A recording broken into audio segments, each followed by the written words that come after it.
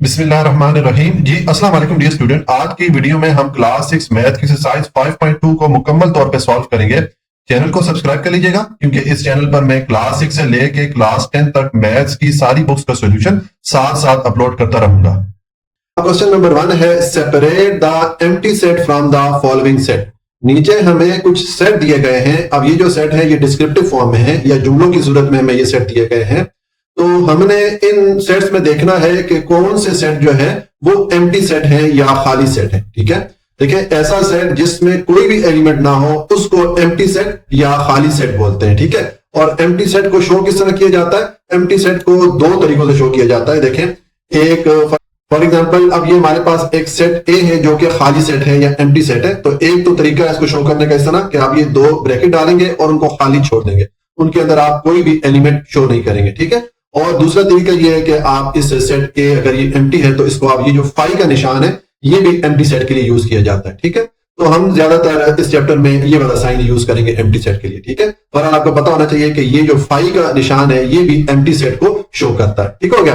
तो अब देखें, हम देखते हैं कि यहाँ पर ये जो मुख्तलिफ हमें सेट दिए गए हैं, इन सेट में कौन कौन से सेट एम्प्टी हैं, यानी कि कौन कौन से सेट ऐसे हैं जिनमें कोई भी एलिमेंट या कोई भी मेंबर नहीं है। ठीक है, देखें अब पार्ट 1 है। अब यहां पर हमें सेट दिया गया है set of even number between 6 and 7 के 6 और 7 के दरमियान जो इवन नंबर होते हैं, जो जुफ्त नंबर होते हैं, उनका सेट। ठीक है, तो देखिए ये तो एक आसान सी बात है कि 6 और 7 के दरमियान कोई भी इवन नंबर या जुफ्त नंबर नहीं है। जुफ्त नंबर या इवन नंबर कौन से होते हैं? ऐसे नंबर जो कि 2 से डिवाइड हो सके। ठीक है, तो 6 और 7 के दरमियान कोई भी इवन नंबर नहीं है या कोई भी जुफ्त नंबर नहीं है। तो ये जो सेट है ये फिर एक एम्प्टी सेट को जाहिर करता है। ठीक है, ये जो सेट है ये एम्प्टी सेट है या खाली सेट है।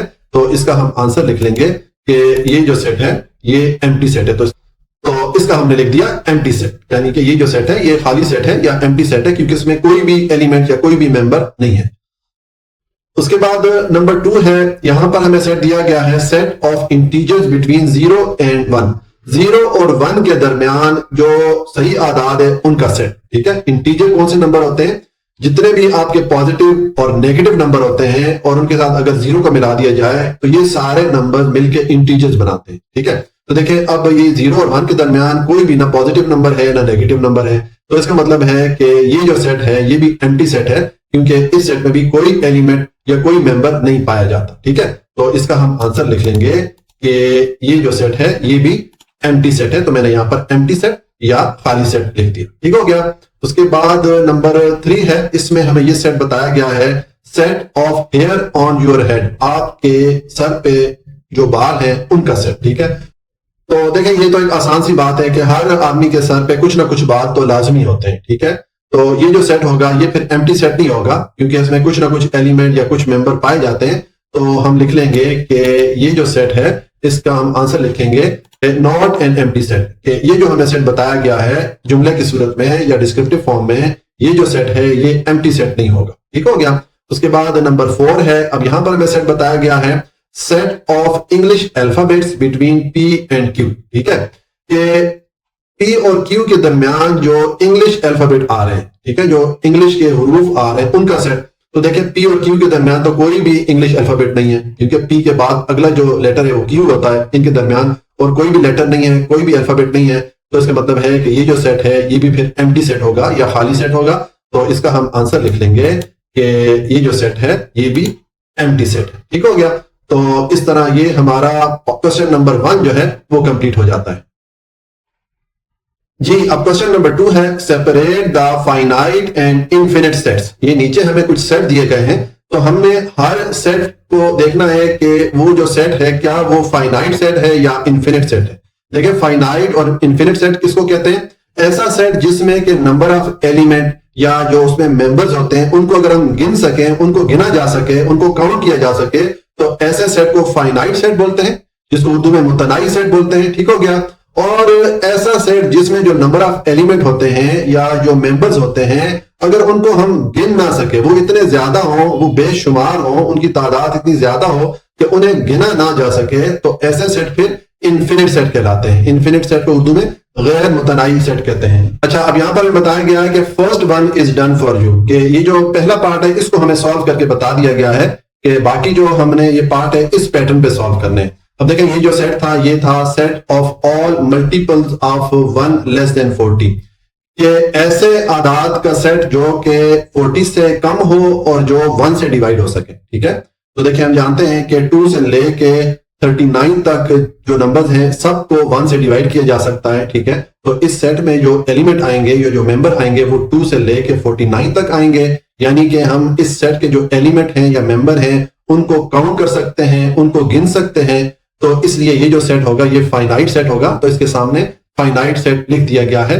इस पार्ट को सॉल्व करके हमें बता दिया गया था। ठीक है, अब पार्ट 2 है, इसको हम सॉल्व करेंगे। तो देखें ये है set of all classes in your school. आपके स्कूल में जितनी क्लासेस हैं उनका सेट। ठीक है, तो देखिए अब आपके स्कूल में चाहे जितनी भी ज्यादा क्लासेस हो, बहरहाल आप उनको गिन सकते हैं, उनको काउंट कर सकते हैं। ठीक है, यानी कि ये जो सेट बनेगा इसमें जो एलिमेंट्स आएंगे या जो मेंबर आएंगे उनको हम काउंट कर सकते हैं, उनको गिना जा सकता है। तो फिर ये जो सेट है ये फाइनाइट सेट हो जाएगा। ठीक है, तो इसके सामने भी हम लिख लेंगे कि फाइनाइट, ये जो सेट है ये फाइनाइट है क्योंकि इसके एलिमेंट को गिना जा सकता है। उसके बाद नंबर 3 है set of all players in Pakistan cricket team. अब पाकिस्तान क्रिकेट टीम में जो प्लेयर्स हैं उन सब के नाम। तो देखें ये जो एलिमेंट्स हैं या ये जो मेंबर आ रहे हैं इस सेट में, इनको भी हम गिन सकते हैं, प्लेयर्स को हम गिन सकते हैं, काउंट कर सकते हैं। तो ये जो सेट बनेगा ये भी फाइनाइट सेट होगा। तो इसके सामने भी हम लिख लेंगे कि ये जो सेट है ये भी फाइनाइट सेट। ठीक हो गया। उसके बाद नंबर 4 है सेट ऑफ नेचुरल नंबर। जितने नेचुरल नंबर है उनका सेट। देखिए नेचुरल नंबर कौन से होते हैं, जो भी हम डेली लाइफ में काउंटिंग के लिए जो नंबर यूज करते हैं 1 2 3 4 एंड सो ऑन, ये सब जो नंबर्स हैं इनको नेचुरल नंबर या कुदरती आदाद कहा जाता है। तो ये जो नेचुरल नंबर है या कुदरती आदाद है, देखिए ये 1 से शुरू होते हैं और लामुतनाई ये चलते रहते हैं, इनका कोई एंड नहीं आता। ठीक है, इनको शुमार नहीं किया जा सकता। तो इसका मतलब है कि फिर ये जो सेट बनेगा इसमें जो एलिमेंट होंगे उनको गिना नहीं जा सकता, वो बहुत ज्यादा है। तो फिर इस सेट को हम इनफिनिट सेट बोलेंगे। ठीक है, तो इसके सामने हम लिख लेंगे इनफिनिट। तो देखें इसके सामने मैंने लिख दिया इनफिनिट। ठीक हो गया। उसके बाद नंबर 5 है set of all girls in the school. कि एक स्कूल में जितनी बच्चियां हैं या जितनी लड़कियां हैं उन सब का सेट। ठीक है, तो देखिए एक स्कूल में चाहे जितनी ज्यादा बच्चियां हों, बहरहाल हम उनको गिन सकते हैं, उनको काउंट कर सकते हैं। तो ये जो सेट बनेगा ये सेट फिर फाइनाइट सेट होगा क्योंकि इसके एलिमेंट या इसमें जो मेंबर्स हैं उनको हम गिन सकते हैं। ठीक है, तो इसके सामने आप लिख लें फाइनाइट। ठीक हो गया। उसके बाद नंबर 6 है, यहां पर ये सेट दिया गया है 10 20 30 या अप टू 80 तक है। तो देखें ये जो एलिमेंट्स हैं, ये जो मेंबर्स हैं, इनको हम गिन सकते हैं, काउंट कर सकते हैं। ये 80 पे आके खत्म हो जाते हैं। तो इसका मतलब है कि ये जो सेट है ये भी फाइनाइट सेट है। ठीक है, क्योंकि इसमें नंबर ऑफ एलिमेंट्स को गिना जा सकता है, काउंट किया जा सकता है। तो हम यहाँ पर लिख लेंगे इसके सामने फाइनाइट सेट। ठीक हो गया।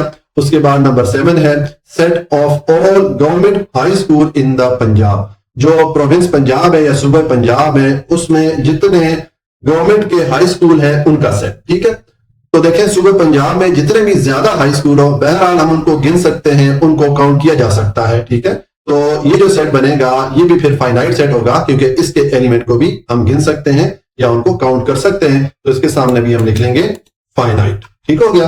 और उसके बाद नंबर 8 है, ये है सेट ऑफ ऑड नंबर। जितने भी ताक नंबर है, जितने भी ऑड नंबर हैं उनका सेट। ऑड नंबर कौन से होते हैं, ऐसे नंबर जिनको 2 से डिवाइड नहीं किया जा सकता, जैसे कि 1 हो गया, 3 हो गया, 5 हो गया, 7 हो गया, 9 हो गया, 11 हो गया एंड सो ऑन। ठीक है, तो अब जो ऑड नंबर है ये भी देखें, इनकी भी जो तादाद है वो गिनी नहीं जा सकती, ये भी बेशुमार है। ठीक है, ये भी लातादाद है। तो फिर ये जो सेट बनेगा इसमें जो एलिमेंट आएंगे या जो इसके मेंबर्स इसमें आएंगे वो बेशुमार है, उनको काउंट नहीं किया जा सकता, उनको शुमार नहीं किया जा सकता। तो फिर ये जो सेट बनेगा ये इनफिनिट सेट बनेगा। तो इसके सामने हम लिख लेंगे कि ये जो सेट है ये इनफिनिट सेट। ठीक है, गैर मुतनाय्य। और उसके बाद नंबर 9 है set of natural number greater than 30। के 30 से ऊपर जितने भी नेचुरल नंबर हैं उनके सेट, 30 से बड़े जितने भी नेचुरल नंबर है उनके सेट। तो देखिए यहाँ पर मैंने आपको नेचुरल नंबर्स का बताया था कि ऐसे नंबर जो हम डेली लाइफ में यूज करते हैं काउंटिंग के लिए उनको नेचुरल नंबर कहा जाता है, जैसे 1 है, 2 है, 3 है, 4 है एंड सो ऑन। अब ये जो सेट में बताया जा रहा है कि 30 से बड़े जितने भी नेचुरल नंबर है, तो अब 30 से ऊपर अगर आप गिनना शुरू करें 31 32 33, तो इनको काउंट नहीं किया जा सकता, इनको शुमार नहीं किया जा सकता, ये बेशुमार नंबर्स हैं। ठीक है, तो इसका मतलब ये हो गया कि ये जो सेट होगा ये भी इनफिनिट सेट होगा क्योंकि इसमें जो एलिमेंट्स होंगे या जो इसके मेंबर्स होंगे उनको काउंट नहीं किया जा सकता, उनको शुमार नहीं किया जा सकता, तो इसके सामने भी हम लिख लेंगे इनफिनिट। ठीक है, तो इस तरह ये हमने जितने भी यहां पर हमें सेट दिए गए थे सबके सामने हमने फाइनाइट या इनफिनिट सेट लिख दिया। ये हमारा क्वेश्चन नंबर 2 कंप्लीट हो जाता है जी। अब क्वेश्चन नंबर 3 है, which of the following are singleton set. ये नीचे हमें मुख्तलिफ सेट दिए गए हैं, तो हमने देखना है कि इनमें कौन सा जो सेट है वो सिंगलटन सेट कहलाता है। सिंगलटन सेट कौन सा होता है? ऐसा सेट जिसमें के जो एलिमेंट या मेंबर की तादाद होती है वो सिर्फ 1 के इक्वल होती है, यानी कि उसमें जो एलिमेंट आ रहा होता है या मेंबर आ रहा होता है वो सिर्फ 1 होता है। ठीक है, तो ये भी हम जब सॉल्व करेंगे तो आपको मजीद क्लियर होगा। ठीक है, उसके बाद अगला पार्ट है क्वेश्चन का, also right the cardinal number of each set. और दूसरा हमने हर सेट के लिए कार्डिनल नंबर लिखना है। तो देखें कार्डिनल नंबर किसको कहते हैं? किसी भी सेट में जो नंबर ऑफ एलिमेंट होते हैं, जो नंबर ऑफ मेंबर होते हैं, उनको काउंट करें, जो आपके पास टोटल आएगा उसको कार्डिनल नंबर कहते हैं। जैसे कि ये हमारे पास पहला सेट है, इसमें कितने एलिमेंट है? 1 2 3। तो इस सेट का जो कार्डिनल नंबर हो जाएगा वो 3 हो जाएगा। ठीक है, अब हम इसको सॉल्व करेंगे तो आपको मजीद क्लियर हो जाएगा कि सिंगलटन सेट किसको कहते हैं और कार्डिनल नंबर किसको कहते हैं। ठीक है, अब नंबर 1 है, इसको सोल्यूशन है। देखें यहां पर हमें ये सेट दिया गया है, तो ये सेट देखें अब इसमें जो नंबर ऑफ एलिमेंट है वो 3 है। तो इसका मतलब ये हो गया कि ये सेट कम से कम सिंगलटन सेट नहीं है, क्योंकि सिंगलटन सेट में एक एलिमेंट होता है सिर्फ। ठीक है, अब इसमें एक से ज्यादा एलिमेंट है तो ये सिंगलटन सेट नहीं है। ठीक है, तो मैं इसका लिखूंगा कि नॉट सिंगलटन। ठीक है, कि ये जो सेट है ये सिंगलटन सेट नहीं है। एक तो नहीं लिख दिया, दूसरा अब हमने कार्डिनल नंबर लिखना है। तो देखिए मैंने लिखा है कार्डिनल नंबर। अब कार्डिनल नंबर को इस तरह लिखा जाता है, आप लिखेंगे n और उसके बाद ब्रैकेट में जिस सेट का आपने कार्डिनल नंबर लिखना है वो वाला सेट लिख लेंगे और इक्वल टू, अब आप नंबर ऑफ एलिमेंट काउंट करें, 1 2 3 है, इस सेट में 3 एलिमेंट है तो इसके सामने आप लिख लेंगे 3, यानी कि ये जो सेट ए है इसका कार्डिनल नंबर 3 है। इसको अगर हम पढ़ेंगे तो किस तरह पढ़ेंगे कि cardinal number of set A is equal to 3। ठीक हो गया, तो ये पार्ट 1 हमने कंप्लीट कर लिया। अब पार्ट 2 पे आए तो देखें यहां पर हमें ये सेट दिया गया है b इज इक्वल टू, और यहां पर जो सेट में एलिमेंट है वो सिर्फ एक ही है, एक ही नाम है, वसीम नाम आ रहा है। ठीक है, तो इसका मतलब ये हो गया कि ये जो सेट होगा ये फिर सिंगलटन सेट होगा, क्योंकि इसमें एक ही एलिमेंट आ रहा है। तो इसके नीचे हम लिख लेंगे कि ये जो सेट है ये सिंगलटन सेट है, तो मैंने सिंगलटन लिख दिया।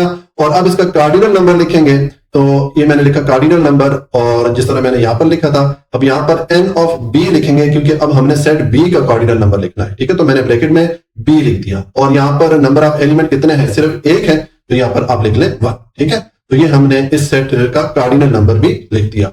अब उसके बाद नंबर 3 है, यहां पर हमें सेट दिया गया है c।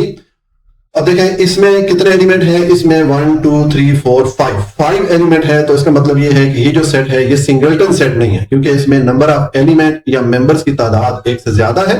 तो इसके आंसर में हम लिख लेंगे कि नॉट सिंगलटन। ये जो सेट है ये सिंगलटन सेट नहीं है, क्योंकि इसमें नंबर ऑफ एलिमेंट एक से ज्यादा है। और अब इसका आप कार्डिनल नंबर लिखेंगे, तो मैंने लिखा है कार्डिनल नंबर और यहाँ पर n ऑफ c, यानी कि हम इस c जो सेट है इसका कार्डिनल नंबर हमने लिखना है, तो मैंने ब्रैकेट में c लिख दिया।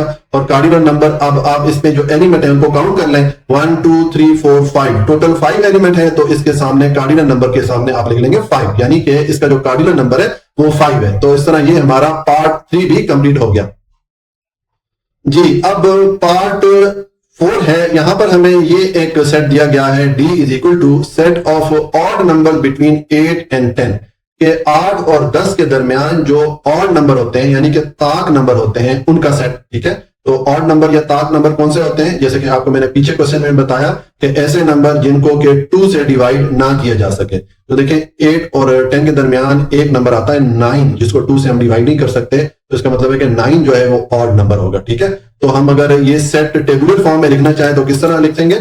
हम लिखेंगे कि ये जो सेट डी है इसमें जो एलिमेंट आ रहा है वो एक ही आ रहा है 9। ठीक है, क्योंकि 8 और 10 के दरमियान ये एक ऑड नंबर आता है, तो ये हमने इसको टेबुलर फॉर्म में लिख दिया। अब देखें इस सेट में एक ही एलिमेंट आ रहा है, तो इसका मतलब है कि ये जो सेट है ये सिंगलटन सेट है, तो मैंने इसके नीचे लिख दिया सिंगलटन। और अब नेक्स्ट आप इसका कार्डिनल नंबर लिखेंगे, तो मैंने लिखा n ऑफ d। ठीक है, यानी कि cardinal number of set d is equal to, और इसमें नंबर ऑफ एलिमेंट कितने हैं? एक है, तो यहां पर आप 1 लिख देंगे। ठीक है, तो ये हमारा पार्ट 4 कंप्लीट हो जाता है। और उसके बाद पार्ट 5 पे अगर आप आए तो देखें ये है एक सेट हमें दिया गया है, e is equal to set of composite number between 0 and 11, 0 और 11 के दरमियान कॉम्पोजिट नंबर या मुरक्कब आदाद का सेट। ठीक है, तो देखिए मैंने कॉम्पोजिट नंबर्स के बारे में पिछले एक्सरसाइज में डिटेल से एक्सप्लेन किया था जब हमने प्राइम नंबर का टॉपिक पढ़ा था तो वहां पर मैंने कंपोजिट नंबर को भी एक्सप्लेन किया था। कंपोजिट नंबर कौन से होते हैं? ऐसे नंबर जिनके फैक्टर्स की तादाद 2 से ज्यादा हो, यानी कि ऐसा नंबर जिसपे के डिवाइड होने वाले नंबर की तादाद अगर 2 से ज्यादा हो तो ऐसे नंबर्स को कंपोजिट नंबर या मुरक्कब आदाद बोलते हैं। ठीक है, देखें इसको मैं यहां पर आपको एक्सप्लेन करता हूं। यहां पर हमने ये सेट लिखा हुआ, यहां से आपको ज्यादा बेहतर समझ में आएगा। देखें अब ये 0 और 11 के दरमियान मैंने कंपोजिट नंबर लिखने हैं, और कंपोजिट नंबर का मैंने आपको बताया कि ऐसे नंबर जिनके फैक्टर्स की तादाद या जिन पे डिवाइड होने वाले नंबर्स की तादाद 2 से ज्यादा हो वो नंबर कंपोजिट नंबर कहलाते हैं। तो देखें अब ये 0 और 11 के दरमियान 4 एक नंबर आ रहा है। अब 4 पे देखें 1 भी डिवाइड हो सकता है, 2 भी डिवाइड हो सकता है और 4 भी डिवाइड हो सकता है, यानी कि 4 के जो फैक्टर्स की तादाद या इस पे जो डिवाइड होने वाले नंबर्स हैं उनकी तादाद 2 से ज्यादा हो जाती है, तो ये कंपोजिट नंबर है। इसी तरह ये 6 है, इस पे 1 भी डिवाइड हो सकता है, 2 भी डिवाइड हो सकता है, 3 भी डिवाइड हो सकता है और 6 भी डिवाइड हो सकता है, तो इसके भी जो फैक्टर्स की तादाद 2 से ज्यादा हो गई तो ये भी कंपोजिट नंबर है। इसी तरह ये 8 भी कंपोजिट नंबर है, 9 भी कंपोजिट नंबर है और 10 भी कंपोजिट नंबर है।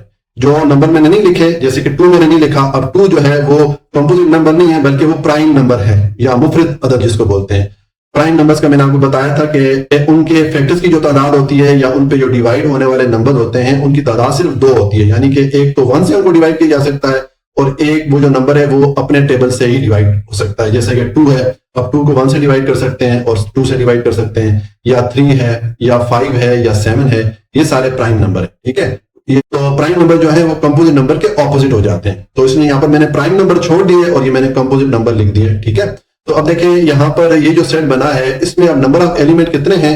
1 से ज्यादा है, तो इसका मतलब है कि ये जो सेट है, ये ई सेट जो मैं बताया गया था, ये फिर सिंगलटन सेट नहीं है, तो इसका मैंने आंसर लिख दिया कि नॉट सिंगलटन। ठीक है, कि ये जो सेट है ये सिंगलटन सेट नहीं है। और नेक्स्ट हमने कार्डिनल नंबर लिखना है, तो कार्डिनल नंबर का मैंने आपको बताया था कि आपने नंबर ऑफ एलिमेंट काउंट कर लेने हैं जिस सेट का आप कार्डिनल नंबर लिखना चाहते हैं। तो यहाँ पर देखें 1 2 3 4 5 एलिमेंट है, तो आप कार्डिनल नंबर लिखेंगे n ऑफ e, यानी कि cardinal number of set e is equal to 5। यहाँ पर आपने लिख दिया। इस तरह ये आपका पार्ट 5 कंप्लीट हो जाता है। उसके बाद पार्ट 6 है, यहां पर हमें ये एक सेट दिया गया है f is equal to set of even prime number less than 10, के 10 से छोटे ऐसे नंबर जो कि इवन भी हो और जो कि प्राइम भी हो। ठीक है, 2 चीजें हो। तो आपको मैंने यहां पर कंपोजिट नंबर के टाइम बताया कि ऐसे नंबर जिनके फैक्टर्स की तादाद सिर्फ 2 हो, यानी कि वो 1 से डिवाइड हो और अपने खुद के टेबल से डिवाइड हो। ठीक है, तो ऐसे जो नंबर होते हैं उनको प्राइम नंबर या मुफरद आदाद बोला जाता है। तो अब हमें 10 से नीचे जो प्राइम नंबर है वो अगर हम देखें तो कौन कौन से हो जाते हैं? एक तो हो जाएगा 2, ये एक प्राइम नंबर है क्योंकि इसके फैक्टर की तादाद 2 है, इस पे एक 1 डिवाइड हो सकता है और एक 2 इटसेल्फ डिवाइड हो सकता है, इसके अलावा कोई नंबर डिवाइड नहीं हो सकता।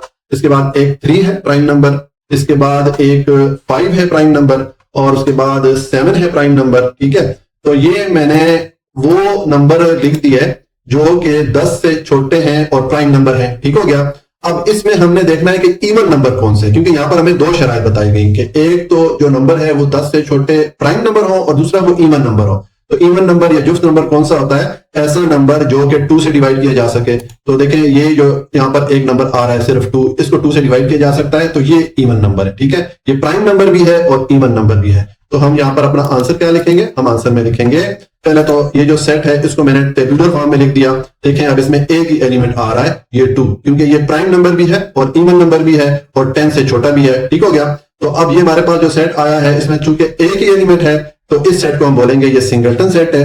और इसका कार्डिनल नंबर क्या आ जाएगा? कार्डिनल नंबर या n ऑफ f जो है ये 1 हो जाएगा क्योंकि इसमें एक ही एलिमेंट है। ठीक है, तो इसको मैं डिलीट कर लेता हूं, ये मैंने आपको समझाने के लिए यहाँ पर इसको टाइप किया हुआ था। ठीक है, तो इस तरह ये हमारा पार्ट 6 कंप्लीट हो गया और इसके साथ ही क्वेश्चन नंबर 3 भी हमारा कंप्लीट हो जाता है। अब क्वेश्चन नंबर 4 है। इस क्वेश्चन में हमें मुख्तलिफ सेट दिए गए हैं। एक ये सेट ए है, इसमें जो एलिमेंट है ये है set of whole numbers up to 11, के 11 तक जो होल नंबर्स हैं उनका ये सेट है, सेट ए। ठीक है, उसके बाद ये एक सेट बी है, ये सेट सी है, ये डी ई और एफ, ये हमें मुख्तलिफ सेट दिए गए हैं और साथ में हमें ये कुछ सिंबल यहाँ पर दे दिए गए हैं। ठीक है, तो हमने क्या करना है कि नीचे देखें ये मुख्तलिफ पार्ट में 2-2 सेट लिखे गए हैं और उनके दरमियान ब्लैंक स्पेस या खाली जगह छोड़ दी गई है। तो हमने ये जो सिंबल है इनमें से यहाँ पर जो सही सिंबल बनता है वो वाला सिंबल इन खाली जगहों पर पुट करना है। ठीक हो गया। तो देखें ये सिंबल इन खाली जगहों पर या इन ब्लैंक स्पेसेस पे पुट करने से पहले हमें इनका समझना जरूरी है। हमें ये मालूम होना चाहिए कि ये जो मुख्तलिफ सिंबल हैं इनका मतलब क्या है, ठीक है, ये किस चीज को शो करते हैं। जब हम इनका मतलब समझ जाएंगे तो फिर हम ये जो खाली जगह हैं या ये जो ब्लैंक स्पेसेस हैं उनको हम फिल आउट कर सकते हैं। ठीक हो गया। तो देखें पहले हम ये जो सिंबल है उनको एक्सप्लेन करते हैं। तो ये नीचे मैंने इन सिंबल्स को यहाँ पर देखें, ये सिंबल लिखे और उनके साथ मैंने नाम भी लिख दिए। ठीक हो गया। यहाँ पर क्वेश्चन में सिर्फ सिंबल दिए गए, इनके नाम नहीं लिखे हुए, लेकिन मैंने आपकी आसानी के लिए यहाँ पर इनके नाम भी लिख दिए। अब देखें ये जो पहले वाला सिंबल है ये मैंने यहाँ पर लिखा है, इसको कहते हैं सबसेट, ये सबसेट को शो करता है। दूसरे वाला सिंबल ये है, ये सुपर सेट को शो करता है। तीसरे वाला सिंबल ये है, ये प्रॉपर सेट को शो करता है। और ये चौथे वाला सिंबल ये नॉट अ सबसेट, इसको शो करता है। और जो ये वाला लास्ट वाला सिंबल है ये एरो, जो दोनों साइड पे ये एरो मार्क है, ठीक है, ये इक्विवेलेंट सेट का सिंबल है। ठीक हो गया। अब हम इनका मतलब समझते हैं। सबसे पहले सबसेट हम देखते हैं कि सबसेट क्या होता है। तो देखें इनको हम एग्जाम्पल से समझेंगे। मैंने ये 4 सेट अपने पास से लिख दिए। अब इन सेट्स की मदद से हम ये जो मुख्तलिफ सिंबल हैं, ये जो मैंने इनके नाम भी साथ लिख दिए हैं, इनको समझते हैं। सबसे पहले है सबसेट। सबसेट के लिए ये वाला सिंबल यूज किया जाता है। देखें यहाँ पर ये मैंने 4 मुख्तलिफ सेट लिखे हुए हैं। इसमें एक ये सेट ए है, इसमें ये 3 एलिमेंट आ रहे हैं 1 2 3, और एक ये सेट बी है, इसमें 2 एलिमेंट आ रहे हैं 2 और 3। अब अगर आप सेट बी को देखें, इसमें ये जो 2 एलिमेंट आ रहे हैं, ये दोनों एलिमेंट इस सेट ए में भी मौजूद है। यहां पर भी देखें ये 2 एलिमेंट आ रहे हैं। तो ऐसी सूरत जिसमें कि एक सेट के सारे एलिमेंट किसी दूसरे सेट में आ रहे हो तो वो पहले वाला सेट दूसरे सेट का सबसेट कहलाता है।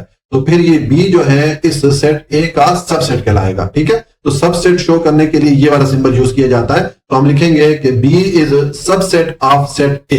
ये जो सेट बी है ये इस सेट ए का सबसेट है, क्योंकि बी के सारे एलिमेंट इस सेट ए में आ रहे हैं। ठीक हो गया। तो ये हमने सबसेट को एक्सप्लेन कर दिया। ठीक है। अब नेक्स्ट है सुपरसेट। सुपरसेट के लिए ये वाला सिंबल यूज किया जाता है।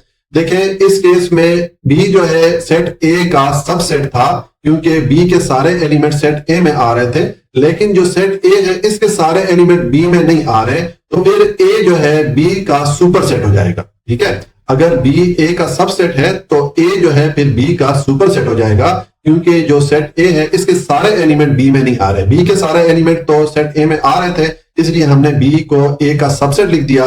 लेकिन चूंकि ए के सारे एलिमेंट बी में नहीं आ रहे तो हम ए को बी का सुपरसेट लिखेंगे। तो ये मैंने लिखा है A is superset of set B, यानी कि जो सेट ए है वो सेट बी का सुपरसेट है। तो सुपरसेट के लिए ये वाला सिंबल यूज किया जाता है। ठीक हो गया। तो ये हमने इस सिंबल को या सुपरसेट इसको समझ लिया। अब नेक्स्ट है प्रॉपर सेट। प्रॉपर सेट को इस सिंबल से शो किया जाता है। ठीक है। अब प्रॉपर सेट को समझने के लिए देखें आप ये 3 सेट देखें। ये मैंने 3 सेट लिखे हैं। एक सेट ए है, इसमें ये 3 एलिमेंट है। एक सेट बी है, इसमें ये 2 एलिमेंट है। और एक सेट सी है, इसमें ये 3 एलिमेंट है। ठीक है। तो देखें ये जो 2 सेट हैं बी और सी, इन दोनों के एलिमेंट इस सेट ए में आ रहे हैं। तो ये जो दोनों सेट हैं ये इस सेट ए के सबसेट कहलाएंगे। ठीक है। जिस तरह आपको मैंने यहां पर एक्सप्लेन किया था। तो लेकिन अब इसमें फर्क ये है कि जो सेट सी है इसमें जो एलिमेंट आ रहे हैं ए सारे एलिमेंट सेट ए में भी आ रहे हैं, यानी कि सेट ए के सारे एलिमेंट सेट सी में आ रहे हैं, लेकिन सेट ए के सारे एलिमेंट सेट बी में नहीं आ रहे। ठीक है। तो इस केस में बी जो है ए का सबसेट है, लेकिन चूंकि बी में ए के सारे एलिमेंट नहीं आ रहे हैं तो हम ये भी कह सकते हैं कि बी जो है ए का प्रॉपर सेट है। ठीक है। तो प्रॉपर सेट के लिए जिस तरह आपको मैंने बताया कि ये सिंबल यूज किया जाता है, तो इसको हम इस तरह लिखेंगे कि बी जो है ए का प्रॉपर सेट है। B is proper set of set A. ठीक हो गया। और इस केस में देखें चूंकि सी में सारे एलिमेंट ए के आ रहे थे और सी ए का सबसेट बी है, तो इस केस में सी जो है ए का इम्प्रॉपर सेट हो जाता है। ठीक है। यहाँ इस क्वेश्चन में इम्प्रॉपर सेट के बारे में कुछ ज्यादा डिटेल नहीं है। आगे क्वेश्चन फिर इम्प्रॉपर सेट का आ रहा है तो वहां पर मैं एक्सप्लेन करूंगा। बस आपने यहाँ पर प्रॉपर सेट को समझना है कि ये बी जो है ए का प्रॉपर सेट है। उसकी वजह यह है कि बी के सारे एलिमेंट तो ए में आ रहे हैं, लेकिन ए के सारे एलिमेंट बी में नहीं आ रहे हैं, तो ये बी जो है ए का प्रॉपर सबसेट कहलाएगा या प्रॉपर सेट कहलाएगा। ठीक है। तो ये हमने प्रॉपर सेट को भी समझ लिया। अब आपने परेशान नहीं होना है, जब हम क्वेश्चन सॉल्व करेंगे वहां पर इसको मजीद जब डिस्कस करेंगे, बार बार रिपीट होगा तो ये आपको क्लियर हो जाएगा। हो सकता है इस टाइम आपको थोड़ी कंफ्यूजन हो रही हो। ठीक हो गया। उसके बाद ये नेक्स्ट यहाँ पर सिंबल है नॉट अ सबसेट। ये सिंबल यूज किया जाता है नॉट अ सबसेट। देखें हमने यहां पर ये पहले केस में देखा था कि जो बी है वो ए का सबसेट है, हमने यहां पर ये लिखा था। क्योंकि बी के सारे एलिमेंट ए में आ रहे थे, लेकिन अब चूंकि ए के सारे एलिमेंट बी में नहीं आ रहे, तो हम ये भी कह सकते हैं कि ए जो है बी का सबसेट नहीं है, क्योंकि ए के एलिमेंट सारे बी सेट में नहीं आ रहे। तो इसको हम इस तरह लिख सकते हैं कि A is not a subset of set B, कि ये जो सेट ए है ये इस सेट बी का सबसेट नहीं है, क्योंकि ए के सारे एलिमेंट सेट बी में नहीं आ रहे, और सबसेट के लिए किसी भी सेट के सारे एलिमेंट का दूसरे सेट में आना जरूरी है, तभी वो पहले वाला सेट दूसरे सेट का सबसेट होता है। तो हमने यहाँ पर लिख दिया कि ए जो है बी का सबसेट नहीं है। ठीक हो गया। तो ये हमने इस सिंबल को भी एक्सप्लेन कर दिया, यानी कि नॉट अ सबसेट, इसको एक्सप्लेन कर दिया। और लास्ट ये वाला सिंबल है, ये जो एरो मार्क है, ठीक है, इसको इक्विवेलेंट सेट, इस सिंबल को कहते हैं इक्विवेलेंट सेट। ये कौन से सेट को शो करता है? देखिए यहाँ पर ये एक सेट ए है, इसमें 3 एलिमेंट आ रहे हैं, और एक सेट डी है, इसमें भी 3 एलिमेंट आ रहे हैं। दोनों में नंबर ऑफ एलिमेंट या एलिमेंट की तादाद बराबर है, अगरचे एलिमेंट अलग-अलग है, मुख्तलिफ है, डिफरेंट एलिमेंट आ रहे हैं। यहाँ पर अल्फाबेट आ रहे हैं ABC, यहाँ पर नंबर्स आ रहे हैं, लेकिन इनकी तादाद बराबर है। तो इस केस में हम कहेंगे कि ये जो सेट ए है ये डी का इक्विवेलेंट सेट है, या हम ये भी कह सकते हैं सेट डी सेट ए का इक्विवेलेंट सेट है। तो इस तरह हम शो करते होते हैं। अब ये है A is equivalent of set D, ये जो सेट ए है ये सेट डी का इक्विवेलेंट सेट है, क्योंकि दोनों में जो एलिमेंट की तादाद है वो बराबर है। एलिमेंट का सेम होना जरूरी नहीं है, एलिमेंट की तादाद का बराबर होना जरूरी है।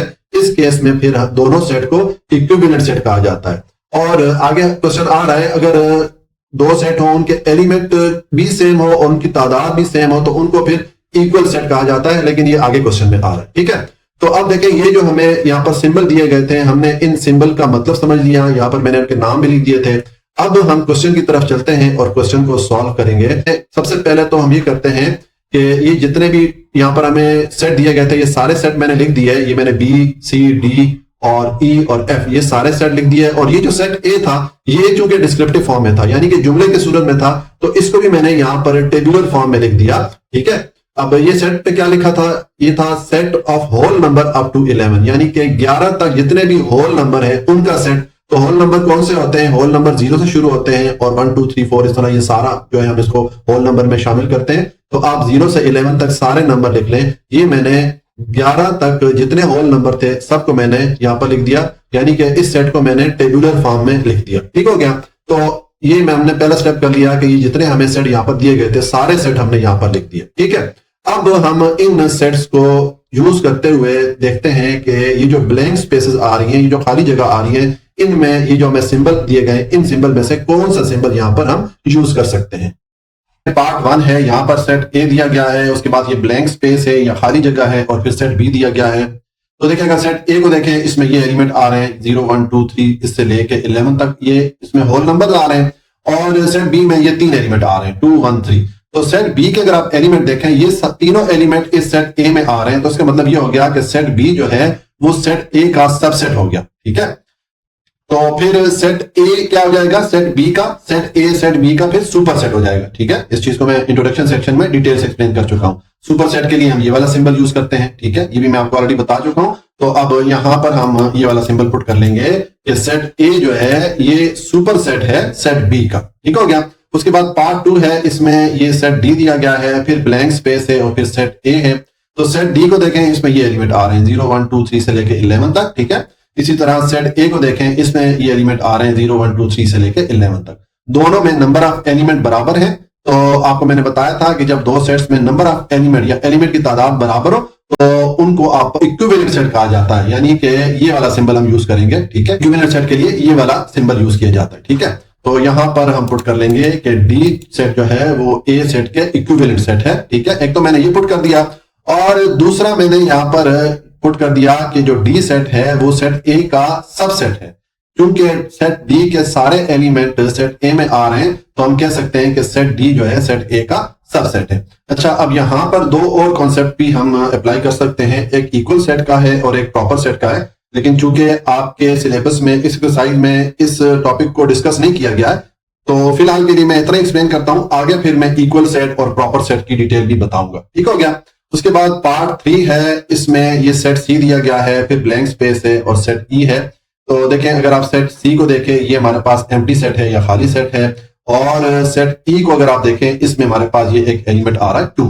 तो इसका मतलब ये हो गया कि जो सेट सी है ये सेट ई का सबसेट है, क्योंकि आपको मैंने बताया था कि जो खाली सेट होता है वो किसी भी दिए गए दूसरा ऐसे सेट जिसमें कोई भी एलिमेंट आ रहा हो तो उस सेट का सबसेट भी कहलाता है और प्रॉपर सेट भी कहलाता है। ठीक है, ये चीज मैं ऑलरेडी डिटेल से एक्सप्लेन कर चुका हूं। तो हम यहाँ पर खाली जगह पे लिख लेंगे कि सेट सी जो है ये सेट ई का सबसेट भी है। आप ये भी सिंबल भी डाल सकते हैं सबसेट के लिए, और दूसरा सेट सी जो है सेट ई का प्रॉपर सेट भी है, तो हम ये प्रॉपर सेट का जो सिंबल है ये भी हम यहाँ पर पुट कर सकते हैं। ठीक है, आप इन दोनों में कोई भी सिंबल यूज कर सकते हैं। ठीक हो गया।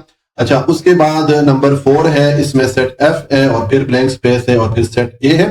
सेट एफ को देखें, इसमें ये 3 एलिमेंट आ रहे हैं 3 4 5, और सेट ए को देखें, इसमें ये 0 1 2 से लेके 11 तक सारे एलिमेंट आ रहे हैं। ठीक हो गया। तो यहाँ पर अगर आप देखें तो सेट एफ के ये जो तीनों एलिमेंट हैं 3 4 5 ये इस सेट ए में आ रहे हैं। ठीक है, यहाँ पर भी देखें 3 4 5 ये तीनों एलिमेंट आ रहे हैं। तो उसका मतलब ये हो गया कि सेट एफ जो है सेट ए का सबसेट भी है और इसका प्रॉपर सेट भी है। ठीक है, मैंने इस क्वेश्चन के शुरू में इंट्रोडक्शन सेक्शन में प्रॉपर सेट और सबसेट को डिटेल से एक्सप्लेन किया हुआ। ठीक है, तो यहाँ पर हम ये दोनों सिंबल डाल सकते हैं। ये आप सबसेट का सिंबल भी डाल सकते हैं और आप ये प्रॉपर सेट का सिंबल भी डाल सकते हैं। अगर आप इन दोनों में से कोई एक सिंबल भी डाल लें तो आपका क्वेश्चन, आपका आंसर ठीक हो जाएगा। ठीक हो गया। उसके बाद नंबर 5 है, इसमें ये हमें एक सेट बी दिया गया है और सेट एफ है, इनके दरमियान ब्लैंक स्पेस है जो कि हमने फिल करनी है।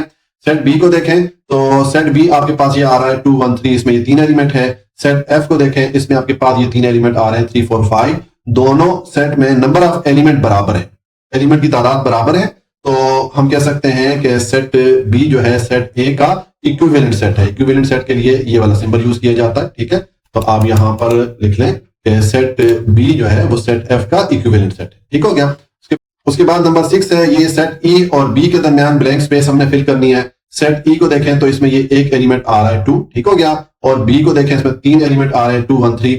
अब सेट ई का ये जो एलिमेंट है सेट बी में आ रहा है, तो सेट ई सेट बी का सबसेट हो जाएगा और इसका प्रॉपर सेट भी हो जाएगा। ठीक हो गया। तो यहां पर हम सबसेट और प्रॉपर सेट दोनों सिंबल यूज कर सकते हैं। ठीक है, आप इन दोनों में से कोई एक सिंबल भी अगर पुट कर लेंगे इस ब्लैंक स्पेस में या खाली जगह में तो आपका आंसर करेक्ट हो जाएगा। ठीक है, उसके बाद नंबर 7 है। अच्छा, ये मैं सबसेट और प्रॉपर सेट को अब एक्सप्लेन नहीं कर रहा हूं क्योंकि मैंने इस क्वेश्चन के शुरू में इंट्रोडक्शन सेक्शन में डिटेल से इनको एक्सप्लेन किया हुआ है, तो मैं बार बार में एक्सप्लेन नहीं करता ताकि हमारी वीडियो बहुत ज्यादा लंबी ना बने। उसके बाद नंबर 7 है, ये सेट डी है और सेट बी है। ठीक है, और इनके दरमियान ब्लैंक स्पेस हमने फिल करनी है या खाली जगह हमने फिल करनी है।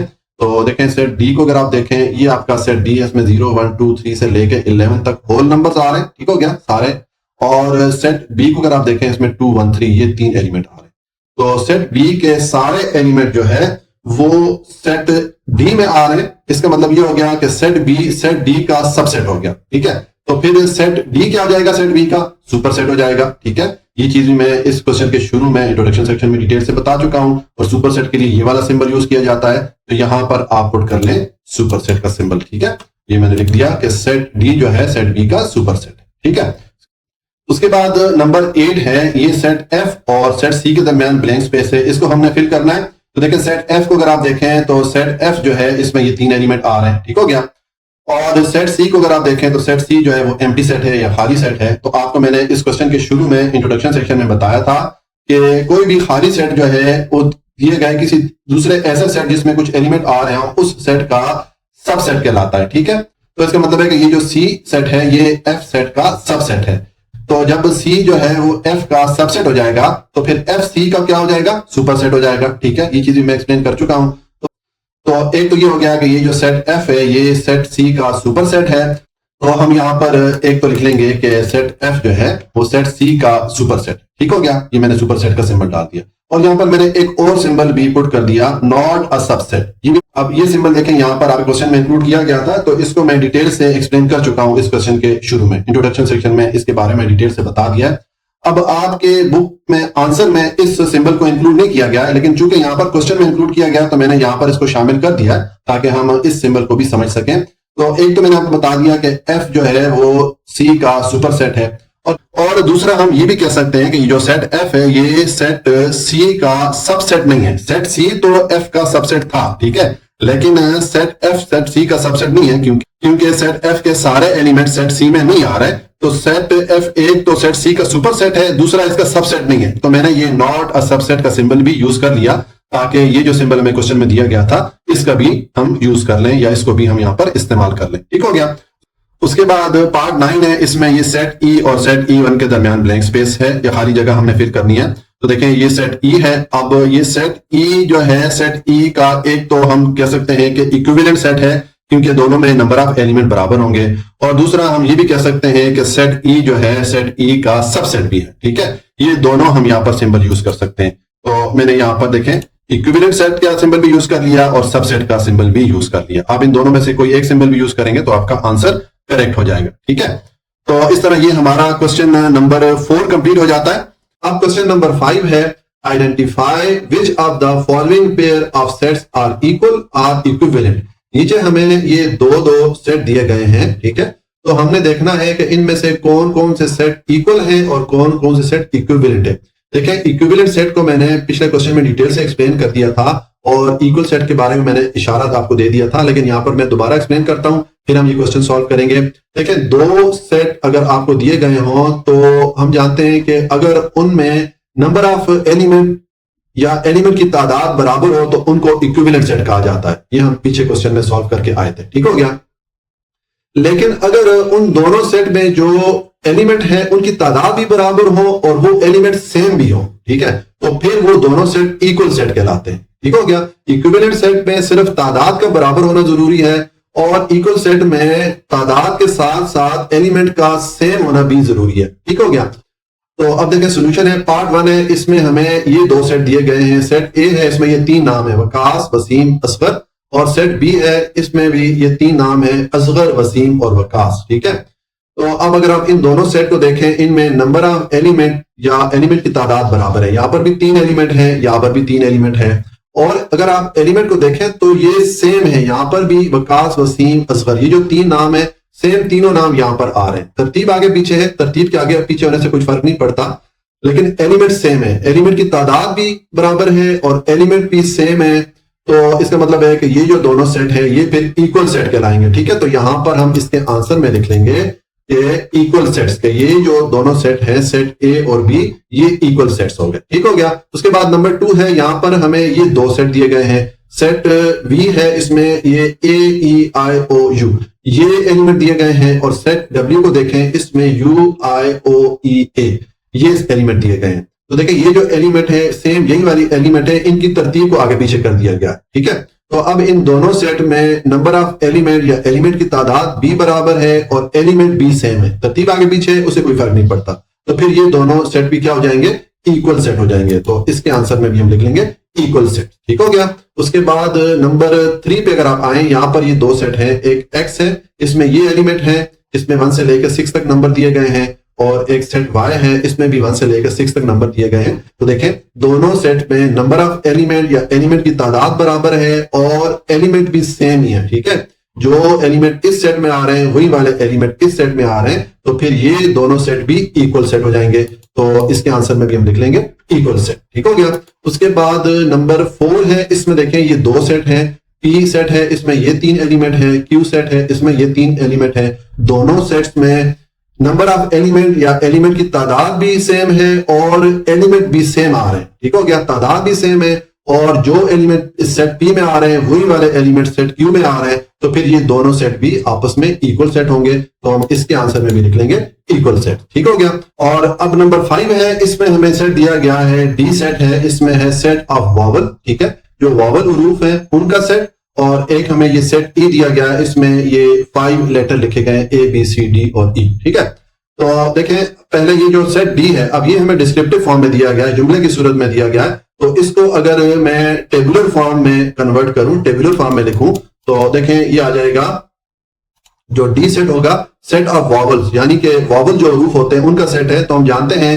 कि ये जो 5 लेटर हैं इनको वॉवल कहा जाता है, ए, ई, आई, ओ, यू। ठीक है, तो ये मैंने जो वॉवल हरूफ थे वो लिख दिए और साथ में यही वाला सेट लिख दिया। अब अगर आप इन दोनों सेट को देखें तो देखें दोनों सेट में जो नंबर ऑफ एलिमेंट है वो तो बराबर है, दोनों में 5-5 है, लेकिन एलिमेंट सेम नहीं है। ठीक है, तो इस केस में फिर ये जो दोनों सेट है ये इक्विवेलेंट सेट हो जाएंगे, क्योंकि इनमें एलिमेंट की तादाद तो बराबर है लेकिन एलिमेंट सेम नहीं है। ठीक है, तो इसलिए यहां पर हम लिख लेंगे कि ये जो 2 सेट हैं, यानी कि सेट डी और ई, ये इक्विवेलेंट सेट है आपस में, ठीक हो गया। और उसके बाद नंबर 6 से यहाँ पर एक सेट दिया गया है L, और ये है set of even number between 5 and 8। 5 और 8 के दरमियान जो इवन नंबर होते हैं, जो जुफ्त नंबर होते हैं, उनका सेट, ठीक है। जुफ्त नंबर कौन से होते हैं? जो कि 2 से डिवाइड हो सकते हैं। तो 5 और 8 के दरमियान ऐसा कौन सा नंबर है जो कि 2 से डिवाइड हो सकता है, यानी कि कौन सा नंबर है जो इवन है? तो 6 जो नंबर है वो इवन है। तो अगर हम इस सेट को टेबुलर फॉर्म में लिखें तो इस तरह हम इसको लिखेंगे, L में ये एक एलिमेंट आ जाएगा 6, क्योंकि ये 6 जो है 5 और 8 के दरमियान आता है और ये इवन नंबर है। उसके बाद ये दूसरा अगर आप सेट देखें M, ये है set of whole numbers between 4 and 6। 4 और 6 के दरमियान जो होल नंबर होते हैं उनका सेट। तो 4 और 6 के दरमियान एक ही होल नंबर आता है 5, ठीक है। तो अगर हम इस सेट को टेबुलर फॉर्म में लिखें तो इस तरह लिखेंगे इसको। अब देखें ये जो दो सेट हैं, इन दोनों सेट में एक एक एलिमेंट आ रहा है। एलिमेंट सेम नहीं है लेकिन उनकी तादाद एक एक है। तो इस केस में फिर ये दोनों सेट क्या हो जाएंगे? इक्विवेलेंट सेट हो जाएंगे, क्योंकि इनमें एलिमेंट की तादाद बराबर है, ठीक है। तो इसके आंसर में हम लिख लेंगे इक्विवेलेंट सेट, ठीक हो गया। और उसके बाद नंबर 7 है, यहां पर हमें ये दो सेट दिए गए हैं। एक सेट है N, इसमें ये 3 गेम्स के नाम लिखे गए, हॉकी, फुटबॉल, क्रिकेट। और ये सेट O है, इसमें क्रिकेट, हॉकी, फुटबॉल, यही तीनों एलिमेंट यहां पर लिखे गए हैं, सिर्फ तरतीब आगे पीछे, ठीक हो गया। तो अब इन दोनों सेट में जो नंबर ऑफ एलिमेंट है उनकी तादाद भी बराबर है, और जो एलिमेंट है वो सेम है। जो एलिमेंट इस सेट N में आ रहे हैं वही वाले एलिमेंट इस सेट O में आ रहे हैं। तो ये दोनों सेट फिर इक्वल सेट हो जाएंगे, ठीक है। तो इनके लिए मैं लिखूंगा इक्वल सेट, ठीक है। इस तरह ये हमारा क्वेश्चन नंबर 5 कंप्लीट हो जाता है जी। क्वेश्चन नंबर 6 है, right all the subset of set ए। अब सेट ए क्या है? Set of primary colours. हमारे पास एक सेट है, उसमें जो एलिमेंट आ रहे हैं वो जो प्राइमरी कलर्स होते हैं उन कलर्स के नामों पे मुश्तमिल एक सेट ए है। तो हमने इस सेट ए के लिए क्या करना है? सारे सबसेट लिखने हैं, ठीक है। पहले हम सबसेट लिखेंगे, then identify the proper subset and improper subset, और उसके बाद हम जो वो सबसेट लिख लेंगे सारे इस सेट ए के लिए। तो फिर हम देखेंगे कि उन सबसेट में प्रॉपर सबसेट कौन से हैं और इम्प्रॉपर सबसेट कौन से हैं, ठीक हो गया। तो देखें इसका सॉल्यूशन है। सबसे पहले ये जो सेट ए है, सेट ऑफ प्राइमरी कलर्स, इसके जो प्राइमरी कलर अगर आप लिखेंगे तो देखें ये 3 कलर जो है ये प्राइमरी कलर्स में शुमार किए जाते हैं। एक रेड है, एक येलो है और एक ब्लू है, ठीक है। तो हमारा ये जो सेट है, ये सेट, इसमें ये 3 एलिमेंट आ जाएंगे, ठीक है। अब हम पहले स्टेप में ये करते हैं कि इस सेट ए के सारे सबसेट लिखते हैं, ठीक है। तो सबसेट कौन से होते हैं? इसके ये जितने एलिमेंट आ रहे हैं इनके आप मुख्तलिफ कम्बिनेशन के साथ जितनी कम्बिनेशन बनती है उतने सेट आप बना लें, ठीक हो गया। तो देखें अब हम इसके सबसेट लिखेंगे। तो अब देखें सबसे पहले तो मैंने यहाँ पर एम्प्टी सेट लिख दिया, क्योंकि मैंने आपको पीछे क्वेश्चन में बताया था कि हर सेट का सबसेट एम्प्टी सेट होता है, ठीक है। तो एक तो ये सबसेट हो गया, और दूसरा अब ये जितने एलिमेंट आ रहे हैं इनकी जितनी पॉसिबल कम्बिनेशन हो सकती है वो कम्बिनेशन मिला के आप सेट बना लें। सबसे पहले देखिए ये मैंने रेड लिखा, ठीक है, इसका मैंने अलग से सेट बना लिया। ये अब इस सेट का सबसेट है क्योंकि ये एलिमेंट इस सेट में आ रहा है, ठीक है। उसके बाद ये मैंने येलो, ये एक और सबसेट बना दिया। फिर मैंने ये ब्लू यहाँ पर लिख दिया, इसका सबसेट बना दिया। उसके बाद आप ये रेड और येलो, ये देखें ये दो मैंने यहाँ पर एलिमेंट लिख दिया है, ये अब सबसेट हो गया इसका, क्योंकि ये दोनों एलिमेंट इस सेट में आ रहे हैं। उसके बाद आप येलो और ब्लू, ये दो एलिमेंट, इनका आप अलग कंबाइन करके इनका सेट बना दें, क्योंकि ये इसका सबसेट हो गया। और उसके बाद रेड और ब्लू, इन दोनों एलिमेंट को मैंने इकट्ठा करके सेट बना दिया। और लास्ट पे आप इन तीनों एलिमेंट को लिख दें, क्योंकि ये तीनों एलिमेंट मिलके इस सेट का सबसेट बनाएंगे, क्योंकि ये तीनों एलिमेंट इस सेट में आ रहे हैं, तो ये भी इसका सबसेट हो जाएगा, ठीक है। तो ये पहले स्टेप में हमने इस सेट ए के सबसेट लिख दिए। अब नेक्स्ट स्टेप में हम इसके प्रॉपर सबसेट और इम्प्रॉपर सबसेट लिखते हैं। तो पहले मैं प्रॉपर सेट लिखूंगा, तो देखिए मैंने लिखा प्रॉपर सबसेट। अब प्रॉपर सबसेट कौन से होते हैं? जैसे कि आपको मैंने क्वेश्चन नंबर 4 में डिटेल से एक्सप्लेन किया था कि जितने भी सबसेट आते हैं, अगर कोई सबसेट अपने सुपरसेट के इक्वल नहीं है, यानी कि उस सबसेट में सुपरसेट के सारे एलिमेंट नहीं आ रहे हैं, तो वो जो सबसेट होता है वो प्रॉपर सेट कहलाता है या प्रॉपर सबसेट कहलाता है अपने जो सुपरसेट है उसका, ठीक है। तो उसका मतलब है कि ये जितने सबसेट है इनमें ये लास्ट वाला छोड़ के ये सारे जो सेट है ये प्रॉपर सेट या प्रॉपर सबसेट कहलाएंगे इस सेट ए के, ठीक है। तो यहां पर आप ये सारे वाले जो सेट हैं ये सारे आप लिख दें। लास्ट वाला मैंने छोड़ दिया क्योंकि ये प्रॉपर सेट नहीं है, ठीक है, और बाकी सारे सेट मैंने लिख दिया, ठीक हो गया। और अब हम लिखेंगे इम्प्रॉपर सेट, ठीक है, या इम्प्रॉपर सबसेट। तो ये मैंने लिख दिया इम्प्रॉपर सबसेट। अब इम्प्रॉपर सबसेट कौन सा होता है, आपको मैंने क्वेश्चन नंबर 4 में डिटेल से एक्सप्लेन किया था कि आपको मैंने बताया था कि अगर एक सेट किसी दूसरे सेट का सबसेट है और वो सेट उस पहले वाले सेट के इक्वल भी है, तो फिर वो जो दूसरा सेट है पहले वाले सेट का इम्प्रॉपर सबसेट कहलाएगा। तो फिर यहाँ पर ये जो सबसेट है, इसमें ये जो सेट है लास्ट वाला, ये देखें, ये इसका सबसेट भी है और ये सेट इसके इक्वल भी है। जो एलिमेंट इस सेट में है वही एलिमेंट इस सेट में भी है, तो ये वाला सेट फिर इस सेट ए का इम्प्रॉपर सेट बी कहलाएगा। तो हम इम्प्रॉपर सेट में ये जो सेट लास्ट वाला सेट है इसको हम लिख लेंगे। ठीक है, तो इस तरह हमने इस क्वेश्चन में पहले सबसेट लिखे, फिर हमने उनमें प्रॉपर सबसेट को अलग कर दिया और इम्प्रॉपर सबसेट को भी अलग करके लिख दिया। तो ये हमारा क्वेश्चन नंबर 6 कंप्लीट हो गया।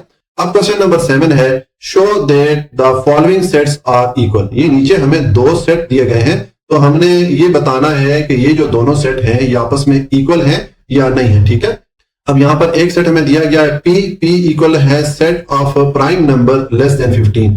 ये 15 से छोटे जितने भी प्राइम नंबर है उनका सेट, और एक हमें ये सेट Q दिया गया, इसमें हमें ये एलिमेंट दिए गए। ठीक है, तो देखें इसका सोल्यूशन है। सबसे पहले तो ये दोनों सेट मैंने लिख दिए। अब ये जो पहले वाला सेट है सेट P, ये डिस्क्रिप्टिव फॉर्म में जुमले की सूरत में है, तो इसको हम कन्वर्ट कर लेते हैं टेबुलर फॉर्म में। ठीक है, तो देखें इसको जब टेबुलर फॉर्म में आप कन्वर्ट करेंगे तो मैंने लिखा है सेट P के ये जो सेट P है इसको अगर हम टेबुलर फॉर्म में लिखें तो इसमें जो एलिमेंट आएंगे वो कौन से आएंगे। देखिए हमने 15 से छोटे जितने भी प्राइम नंबर है उनका सेट लिखना है। प्राइम नंबर्स को मैंने डिटेल से पिछले क्वेश्चंस में एक्सप्लेन किया हुआ है कि ऐसा नंबर जिसके फैक्टर्स की तादाद 2 हो, यानी कि उस नंबर पे सिर्फ 2 ही नंबर डिवाइड हो सकते हैं। एक 1 डिवाइड हो सकता है और एक वो जो नंबर इटसेल्फ है या वो जो नंबर है उसका अपना टेबल डिवाइड हो सकता है। इन 2 नंबर्स के अलावा कोई भी नंबर उस नंबर पे डिवाइड नहीं हो सकता, तो ऐसा नंबर प्राइम नंबर कहलाता है या उसको मुफरिद अदद बोलते हैं। ठीक है, तो अब 15 से लेस जितने भी प्राइम नंबर है ये मैंने लिख दिए। देखिए अब ये 2 है, अब 2 के फैक्टर्स कौन कौन से, एक इस पे 1 डिवाइड हो सकता है और एक 2 डिवाइड हो सकता है, इसके अलावा कोई भी नंबर डिवाइड नहीं हो सकता। इसी तरह ये 3 है, इसके भी फैक्टर्स की तादाद 2 ही है, यानी कि इस पे 1 डिवाइड हो सकता है और 3 डिवाइड हो सकता है। बाकी भी जितने मैंने ये नंबर लिखे ये सब ऐसे नंबर हैं जिनके फैक्टर्स की तादाद सिर्फ 2 ही है। ठीक हो गया, तो ये सारे प्राइम नंबर है। तो ये मैंने 15 से लेस जितने प्राइम नंबर थे वो मैंने यहाँ पर लिख दिए। तो अब देखें ये जो हमारा सेट P आया है इसको जब हमने टेबुलर फॉर्म में लिखा तो इसमें जो एलिमेंट है ये एलिमेंट और सेट Q के एलिमेंट बराबर हैं, सेम है। एक तो इनकी तादाद बराबर है और दूसरा एलिमेंट भी सेम है। जो एलिमेंट इस सेट Q में है वही एलिमेंट सेट P में है। तो इसका मतलब ये हो गया कि ये जो दोनों सेट हैं ये आपस में इक्वल सेट है। और यही हमसे यहाँ पर पूछा गया था कि हमने ये बताना था कि ये दोनों सेट आपस में इक्वल है या नहीं है। तो ये दोनों सेट इक्वल है, तो हम आंसर में लिख लेंगे कि सो इसका मतलब ये हो गया कि P and Q are equal set, कि P और Q इक्वल सेट है। Q इक्वल सेट है क्योंकि दोनों में नंबर ऑफ एलिमेंट या एलिमेंट की तादाद भी बराबर है और दोनों में एलिमेंट भी सेम है। ठीक हो गया, तो इस तरह ये हमारा क्वेश्चन नंबर 7 कंप्लीट हो जाता है जी। अब क्वेश्चन नंबर 8 है कि यहां पर हमें एक ये सेट दिया गया है, set A is equal to set of letters in the word Faisalabad. ये जो फैसलाबाद लफ्ज है इसमें ये जो लेटर्स आ रहे हैं, जो अल्फाबेट आ रहे हैं, इन अल्फाबेट का सेट जो है वो सेट A को शो करता है। ठीक है, यानी कि जो सेट A है उसमें जो एलिमेंट आ रहे हैं, ये जो लेटर्स हैं मुख्तलिफ इस फैसलाबाद वर्ड में, वो एलिमेंट में मुश्तमिल ये सेट है। ठीक है, right the cardinal number of set A। तो हमने सेट A का कार्डिनल नंबर लिखना है। ठीक है, तो देखिए इसका सॉल्यूशन है। पहले तो ये जो सेट A हमें दिया गया था ये मैंने लिख दिया कि set A is equal to set of letters in the word Faisalabad. अब ये हमें डिस्क्रिप्टिव फॉर्म में दिया गया था सेट, यानी कि जुमले की सूरत में, तो इसको हम टेबुलर फॉर्म में अगर लिखना चाहें तो मैं लिखूंगा set A is equal to, और ये फैसलाबाद में जितने लेटर्स आ रहे हैं सब मैंने यहां पर लिख दिए। अब यहां पर देखें एक चीज आपने नोटिस करनी है कि ये A जो है यहां पर 3-4 दफा आ रहा है, लेकिन आपने सिर्फ एक दफा लिखना है, क्योंकि मैंने आपको बताया था कि जो सेट होता है उसमें जो एलिमेंट होते हैं वो रिपीट नहीं होते हैं। हमेशा जो एलिमेंट है वो एक दफा आ रहे होते हैं। अगर किसी सेट में एलिमेंट रिपीट हो जाए तो फिर वो सेट नहीं रहता। ठीक है, तो ये इसमें जितने लेटर्स थे ये सारे लेटर्स मैंने यहां पर लिख दिए। अब इसका हम कार्डिनल नंबर लिखेंगे। तो कार्डिनल नंबर के बारे में मैंने आपको पीछे भी क्वेश्चन में डिटेल से एक्सप्लेन किया हुआ है। कार्डिनल नंबर किसको कहते हैं? किसी भी सेट में जो नंबर ऑफ एलिमेंट होते हैं उनको काउंट करें, वो जो तादाद बनती है वो कार्डिनल नंबर कहलाती है उस सेट की। ठीक है, तो यहां पर देखें 1 2 3 4 5 6 7 एलिमेंट है, तो ये जो सेट ए है इसका कार्डिनल नंबर क्या हो जाएगा, 7 हो जाएगा। ठीक है, तो इसका हम आंसर लिखेंगे कि अब कार्डिनल नंबर को इस तरह लिखा जाता है n, और फिर ब्रैकेट में जिस सेट का आप कार्डिनल नंबर लिखना चाहते हैं वो वाला सेट लिख लेंगे। इसको पढ़ेंगे किस तरह कि cardinal number of set A is equal to, और यहां पर मैंने 7 लिख दिया क्योंकि इसमें एलिमेंट की तादाद या मेंबर की तादाद 7 थी, तो यहां पर मैंने 7 लिख दिया। ठीक है, तो इस तरह ये हमारा क्वेश्चन नंबर 8 भी कंप्लीट हो जाता है।